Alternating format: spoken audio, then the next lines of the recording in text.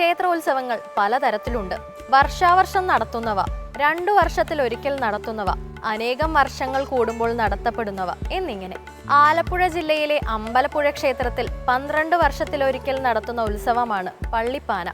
അതിവിപുലമായ ഈ ആഘോഷത്തിനു പിന്നിൽ ചില രസകരമായ ഐതിഹ്യങ്ങളുണ്ട്. അടുത്ത പള്ളിപ്പാനയ്ക്കായി ഇനി 12 വർഷം കാത്തിരിക്കണം.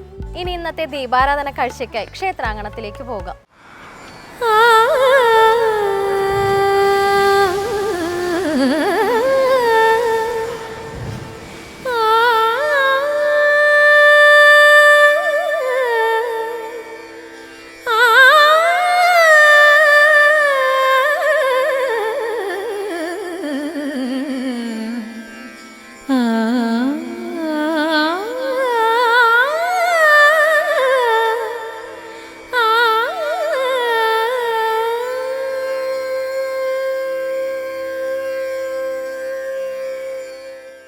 അലയാഴി അവിരതം നാമജപം മുഴക്കിക്കൊണ്ടിരിക്കുന്ന ശംഖുമുഖം കടൽ തീരം.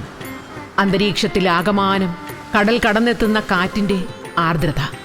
ജീവിതമാകുന്ന മഹാസാഗരത്തിനു മുന്നിൽ കരണീയമെന്തെന്നറിയാതെ പരിങ്ങിയും ഉള്ളുരുകിയും നിൽക്കുന്ന ഭക്തരെ തലോടുന്ന മാതൃവാത്സല്യത്തിൻ്റെ പ്രതീകമായി അമ്മ മഹാമായ കുടികൊള്ളുന്ന ദിവ്യസന്നിധി.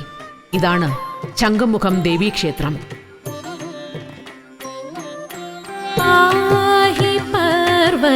നന്ദിനി മാമയി പാർവണേന്ദു സമവദനേ അംബ പാഹി പർവത നന്ദിനി മാമയി പാർവണേന്ദു സമവദനേ അംബ പാഹി പർവത. ഇതിന്റെ ഉൽപ്പത്തി കഥ ചരിത്രത്തിനും അപ്പുറത്തേക്ക് നീണ്ടുകിടക്കുന്നതിനാൽ അതറിയണമെങ്കിൽ കടലിനോട് തന്നെ ചോദിക്കണം. കേരളം സൃഷ്ടിച്ച പരശുരാമൻ കേരളത്തിലുടനീളം നടന്ന് ആരാധനാലയങ്ങൾ നിർമ്മിക്കുന്ന കാലം. മലയോരങ്ങളിൽ ശാസ്താക്ഷേത്രങ്ങളും തീരദേശങ്ങളിൽ ദേവീക്ഷേത്രങ്ങളും അദ്ദേഹം നിർമ്മിച്ചു. അത്തരത്തിൽ പരശുരാമനാൽ പ്രതിഷ്ഠിതമായതാണ് ഈ ക്ഷേത്രത്തിലെ വിഗ്രഹവും എന്നാണ് ഐതിഹ്യം.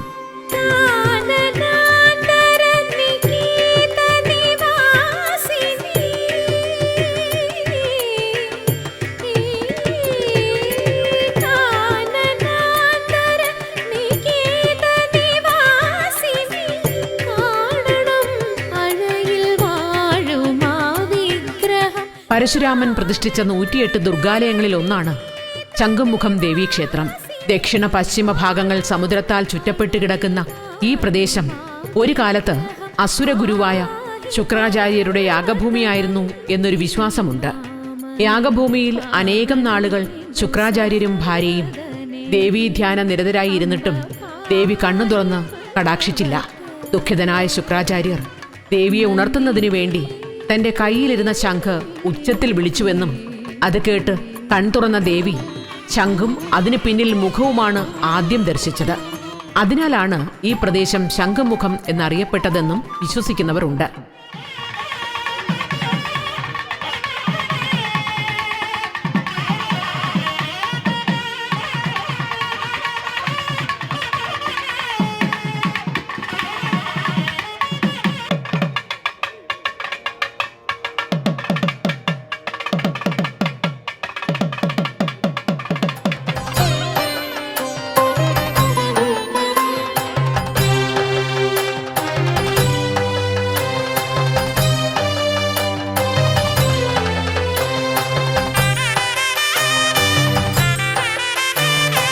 ഈ ക്ഷേത്രവുമായി ബന്ധപ്പെട്ട അനവധി ഐതിഹ്യ കഥകളും ചരിത്ര സൂചനകളും വിശ്വാസങ്ങളും നിലവിലുണ്ട്.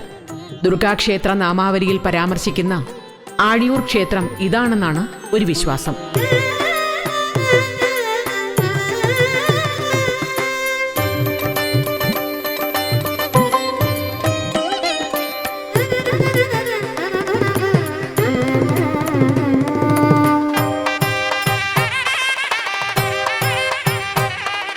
തിരുവിതാംകൂർ രാജവംശത്തിലെ എട്ടരയോഗത്തിന്റെ ഭാഗമായിരുന്ന പൂബക്കര പോറ്റിമാരുടേതാണ് ക്ഷേത്രമെന്നാണ് മറ്റൊരു വിശ്വാസം. ശ്രീകോവിലിൽ 4 തൃക്കൈകളോടെ സ്ഥിതി ചെയ്യുന്ന ദുർഗാദേവി ശംഖും ചക്രവും അമ്പും വില്ലും ധരിച്ച രീതിയിലാണ് ദർശനമരുളുന്നത്. മഹിഷാസുര മർദിനി എന്ന രീതിയിൽ കുടികൊള്ളുന്ന അമ്മ പത്മനാഭ സഹോദരിയായി കണക്കാക്കപ്പെടുന്നു. പ്രതിഷ്ഠ എന്ന് പറഞ്ഞാൽ മഹിഷാസുര മർദ്ദിനിയാണ്. അത് നമ്മൾ സ്വാത്വികമായിട്ട് ദുർഗയുടെ പൂജയാണ് ഇവിടെ ചെയ്യുന്നത്. കാരണം അത്രയും രൗദ്രഭാവത്തിൽ നിൽക്കുന്ന ദേവിയെ സ്വാത്വികമായിട്ടാണ് ഇവിടെ ദുർഗാഭാവത്തിലാണ് ഇവിടെ പൂജിക്കുന്നത്. പാടിച്ച് സന്തതിയുടെ ദോഷങ്ങൾ ഒഴിയാൻ നാഗരാജാവ് നാഗേക്ഷിയമ്മ തിരുമുൻപാകെ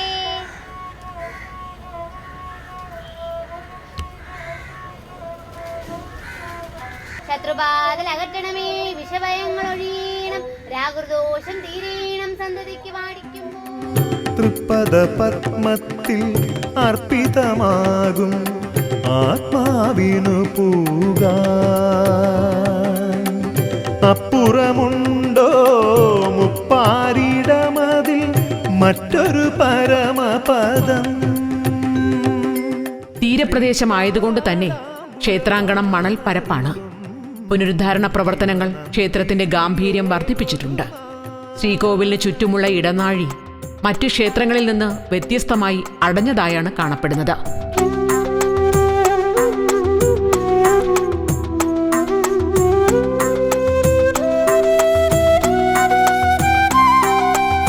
ദുർഗാഷ്ടമി, മഹാനവമി, വിജയദശമി എന്നിവ വിപുലമായി ഇവിടെ ആഘോഷിച്ചു വരുന്നു. ഓരോ മാസത്തിലെയും വെളുത്ത വാവ് ഇവിടുത്തെ ഒരു പ്രധാന ദിവസമാണ്. മീനമാസത്തിലെ കാർത്തികയ്ക്ക് ആറാട്ട് വരുന്ന രീതിയിലാണ് ഇവിടെ 10 ദിവസത്തെ ഉത്സവം നടക്കുന്നത്.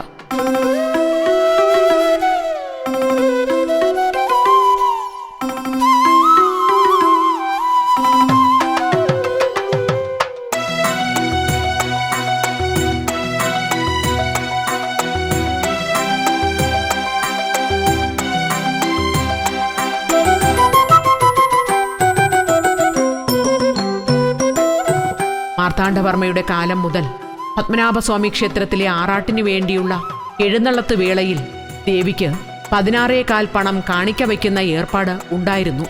അത് ഇന്നും തുടരുന്നു. ഇത് ഒരു കാലത്ത് ക്ഷേത്രത്തിന് ലഭിച്ചിരുന്ന രാജകീയമായ പരിഗണനയുടെ സൂചനയാണ്.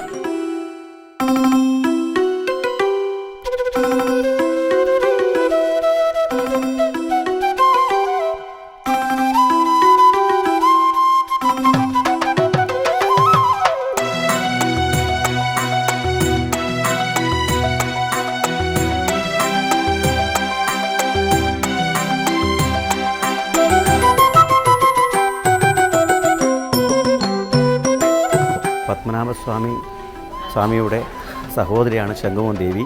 അപ്പോൾ അവിടുത്തെ വർഷത്തിൽ നടക്കുന്ന 2 ആറാട്ടിനും ഇവിടെ ഏറ്റവും ഉത്സവം തുടങ്ങുന്നതിന് മുമ്പിലെ 16 പൊൻപണം ദേവിക്ക് സമർപ്പിച്ചിട്ടാണ് ആറാട്ടിന് ദേവി ഇറങ്ങുന്നത് തന്നെ.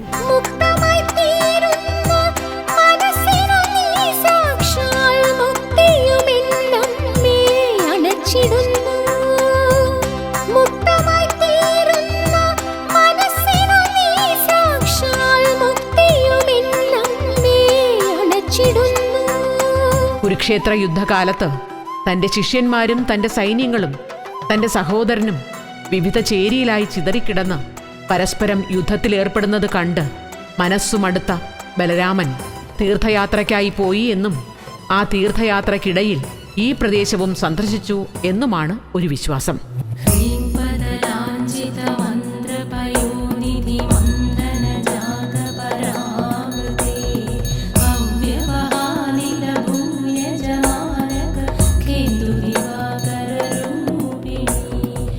ഈ ദിവ്യസന്നിധിയിലെ പ്രാർത്ഥന വിവാഹ തടസ്സം നീങ്ങുന്നതിനും കുടുംബബന്ധം ദൃഢമാകുന്നതിനും സഹായിക്കുന്നു എന്നൊരു വിശ്വാസം നിലനിൽക്കുന്നതിനാൽ ഒരു കാലത്ത് ധാരാളം വിവാഹങ്ങൾ ഈ ക്ഷേത്രസന്നിധിയിൽ നടത്തപ്പെട്ടിരുന്നു.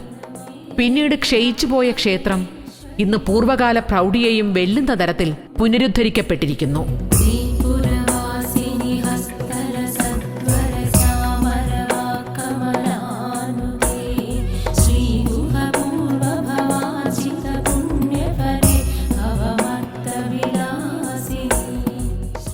ക്ഷേത്രക്കിണറിനു വേണ്ടി തൊട്ടിയും കയറും സമർപ്പിക്കുന്നത് ആസ്മ രോഗ നിവാരണത്തിന് പ്രതിവിധിയായി കണക്കാക്കപ്പെടുന്നു.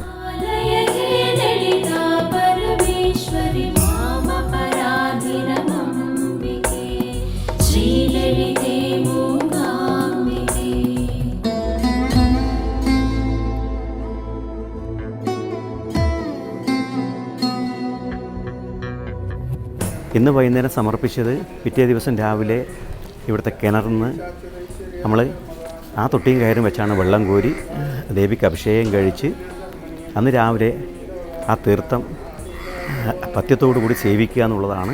പ്രശാന്ത ചാരുതയാൽ സഞ്ചാരികളെയും വിശ്വാസപ്പെരുമയാൽ ഭക്തജനങ്ങളെയും ഒരുപോലെ ആകർഷിച്ചുകൊണ്ട് മാതൃഭാവത്തോടെ ദുർഗാഭഗവതി ഇവിടെ കുടിയിരിക്കുന്നു.